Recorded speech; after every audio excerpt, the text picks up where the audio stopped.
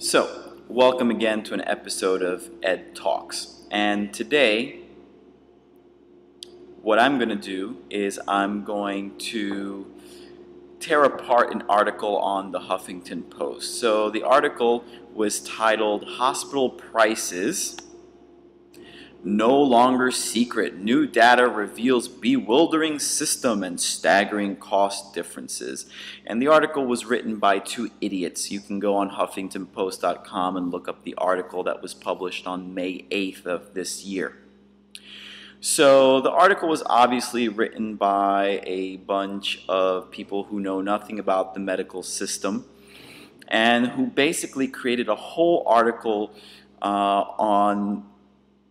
by using one fact and one fact only. And the fact was that the cost of care at one hospital is significantly more than the cost of care at another hospital. And that was it. They based their whole article on this finding.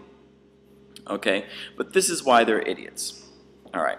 So, number one, the hospital that they chose to compare was one public hospital versus one private hospital.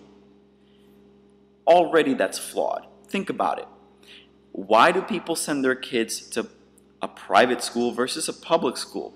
Whether or not you believe in that there actually is a difference, the reason why people do that is because they genuinely believe that their kid is going to get a better education at one versus the other, right? And that's how a private school can get away with doing what they do, which is charge more than a public school. So why would that be any different in the healthcare system? These idiots. Okay, second of all, what they don't understand is who works at the public versus the private hospital. The public hospital has a bunch of residents, doctors in training, tons of them, and they cost about anywhere from $40,000 to $50,000 a year, and they work about 80 hours a week. Now, in a private hospital, you don't have as many residents. You have to hire real nurses to do those jobs. So you have to pay each of those nurses somewhere around $50 an hour or so, and they work only 12-hour shifts at a time. So of course, you have cheaper labor at the public hospital. It's gonna cost less. Let's go a little bit further. A patient can choose oftentimes, especially in COPD, which is the one that they were talking about, which hospital they go to. They can choose to go to a cheaper hospital in New Jersey. They don't have to go to the Bayonne Medical Center. They can go to Jersey City Medical Center.